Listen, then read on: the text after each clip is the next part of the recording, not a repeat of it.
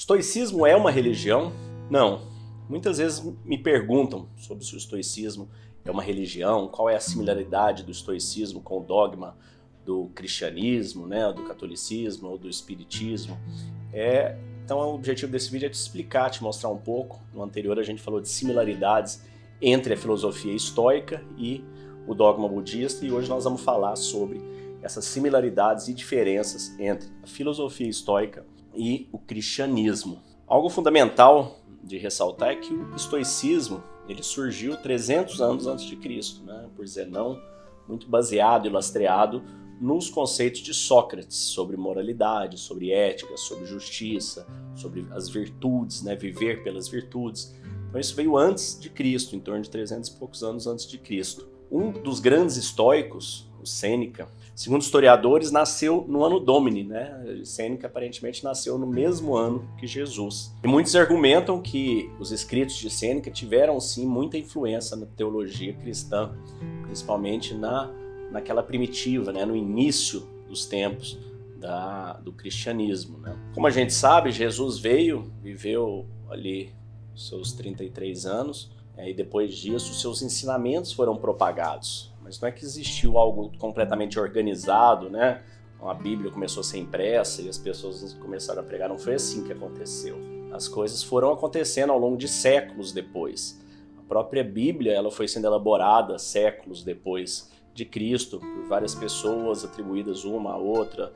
Enfim, não é que todas que saiu aquele livro impresso e escrito da maneira como muitos acreditam que aconteceu, né? Não obstante, tanto o cristianismo quanto a filosofia estoica têm inúmeros pontos em comum, né? Alguns deles que eu vou enumerar aqui para vocês são as virtudes.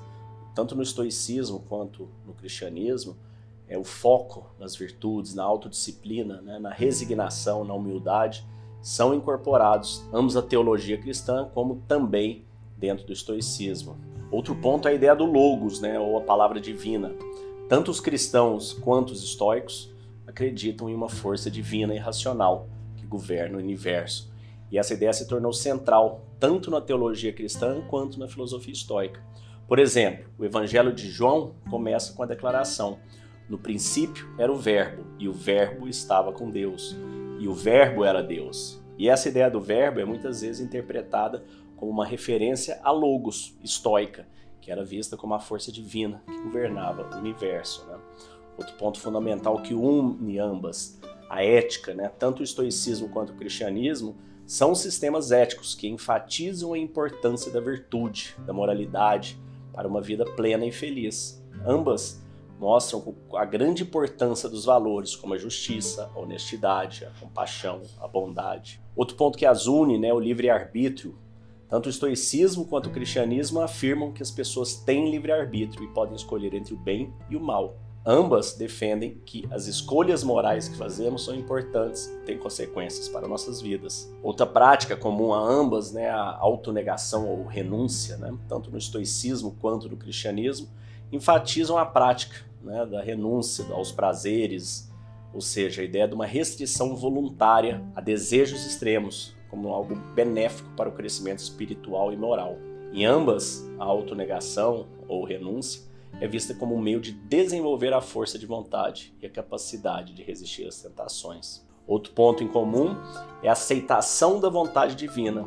Tanto o estoicismo quanto o cristianismo ensinam que é importante aceitar a vontade divina e que as coisas que acometem as nossas vidas são parte de um plano maior. Dentro do estoicismo a gente chama isso de amor fati, ame o destino, aceite as coisas que o destino te traz e ame-os de todo o coração. A natureza te traz exatamente aquilo que você precisa, né? Ou seja, Deus te traz exatamente o que você precisa. E ambas enfatizam a importância de ter confiança em um poder superior e acreditar que nem sempre podemos controlar as circunstâncias da vida.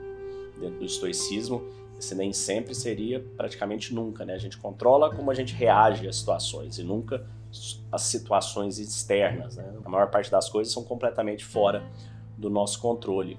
Outro ponto em comum, né, o universalismo. Tanto o estoicismo quanto o cristianismo afirmam que todos os seres humanos são iguais, que todos têm o mesmo valor moral. Ambos rejeitam o preconceito e a discriminação.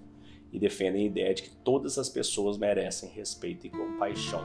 Outro ponto que as une, a vida após a morte, né? Tanto o estoicismo quanto o cristianismo acreditam na vida após a morte e na existência de uma alma imortal. Em ambas as filosofias, a morte é vista como uma transição para um estado de existência diferente, como uma oportunidade de encontrar paz e felicidade. Agora vamos para algumas diferenças, né, entre a filosofia estoica e o dogma católico. Um deles é a origem, né? O estoicismo, como eu disse no início, é uma filosofia surgida aí há 300 anos antes de Cristo, na Grécia, né?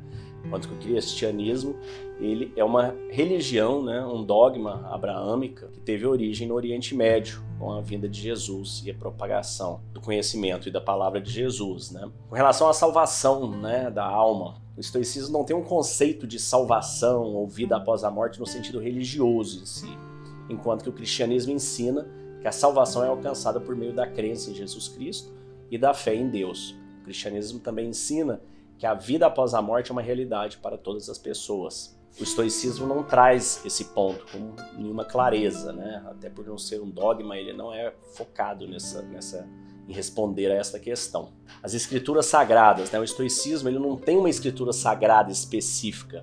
Ele tem uma série de textos, né, filosóficos escritos por seus fundadores e seguidores que chegaram até nós. Então você pega, lá de trás vem alguma coisa de Zenão, Musônio Rufus. Agora, os principais textos que nos chegaram, apesar de existirem milhares ao longo do tempo que se perderam, mas foi o diário do Marcos Aurélio, do imperador, que ele escreveu para si mesmo, nos chegou intacto, né? Os escritos de Sêneca, que não foi escrito por ele, na verdade, assim por um aluno que copiava as aulas e chegou até nós, e as cartas de Sêneca, e alguns outros recortes de inúmeros outros pontos que foram tratados. Mas ele não é visto como uma bíblia, eles são conceitos que a gente consegue aplicar de forma prática na nossa Bíblia. Já no cristianismo, ele é baseado principalmente na Bíblia, né, que contém o Antigo e o Novo Testamento. O Antigo Testamento, os 5 primeiros livros, o Torá, é também o livro dos judeus, né, e depois o Talmud, que são os demais livros do Antigo Testamento, que, com exceções de um livro ou outro, também vieram já desde os tempos judaicos, né. A gente tem também bastante diferença em questão de ritos e sacramentos, né? O estoicismo não tem nenhum rito ou sacramento específico, até por não ser uma religião, como eu sempre repito, enquanto que o cristianismo tem vários, como o batismo, eucaristia, confirmação, casamento e vários outros momentos, né, de comemoração, celebração e sacramentos, né. Outro ponto é a hierarquia religiosa, né? O estoicismo não tem uma hierarquia, não tem nada formal, enquanto que o cristianismo tem uma estrutura hierárquica, varia de acordo com a denominação ou igreja, né? O estoicismo não é uma seita, nada disso. No mundo tem pessoas que gostam do estoicismo, aprofundam e propagam essa voz, essa mensagem do estoicismo. A visão com relação à natureza humana, né? Enquanto o estoicismo considera que a natureza humana é essencialmente boa e que os vícios são resultados da ignorância, o cristianismo ensina que a natureza humana é afetada pelo pecado original, que os seres humanos são inerentemente inclinados ao mal. Então essas são algumas diferenças principais entre o cristianismo e o estoicismo. Ontem a gente falou sobre o budismo, depois eu vou trazer alguma outra com relação aos demais dogmas. Mas, como eu sempre digo, o estoicismo é sobre a busca do conhecimento, ele é sobre a busca da alma, ele não é sobre uma religião, ele não tem nenhuma orientação dogmática. Por isso, qualquer que seja o seu dogma que você siga e acredita, seja ele cristão, qualquer denominação, seja católica, evangélica, espírita, qualquer uma delas, seja o judaísmo, budismo, hinduísmo, islamismo, qualquer dogma não tem nenhum conflito com o estoicismo, porque, mais uma vez, seria como se disser que você estudar filosofia, simplesmente, tem algum conflito com a sua religião, estudar ciências ou matemáticas, não tem relação uma coisa com a outra. O que você vai perceber é que o estoicismo vai te ajudar, sim, a colocar em prática vários dos princípios que você aprofunda no dogma, que você segue, no dogma que você acredita, na sua religião.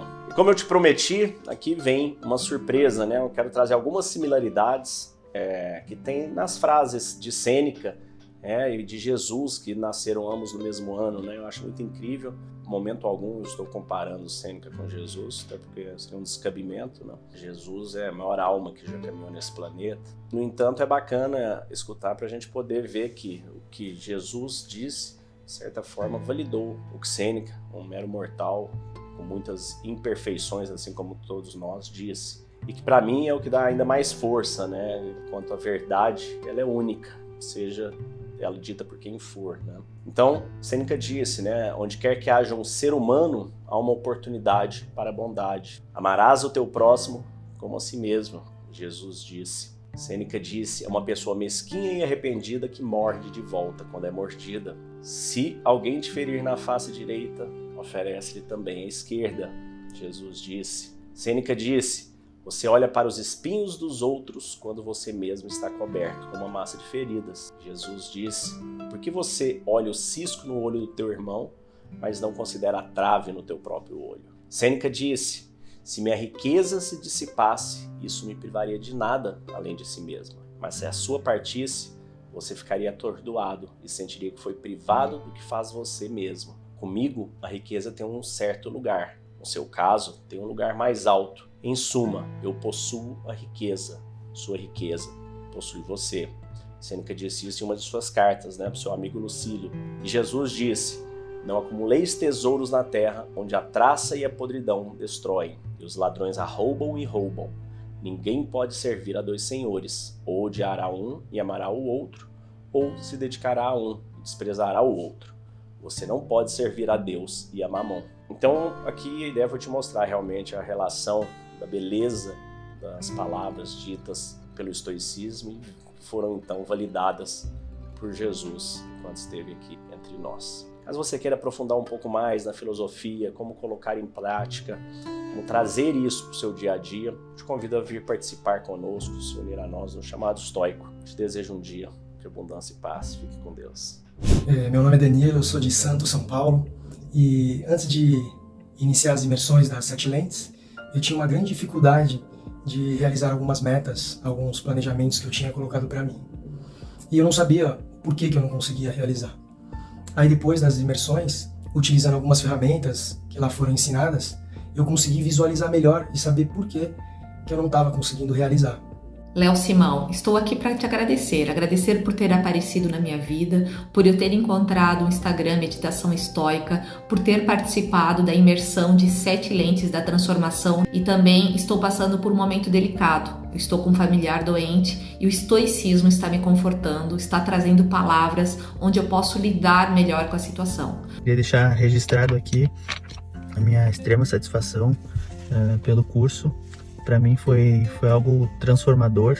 A partir dele eu acredito que eu me tornei outra pessoa. Meu nome é Cleiton Godoy, tenho 42 anos, moro aqui em Brasília. Tive a oportunidade de fazer a imersão, com o Léo. A imersão foi onde eu me encontrei mesmo, né? Assim, as práticas que são realizadas na imersão foram de encontro com aquilo que eu buscava há anos em terapia, por exemplo.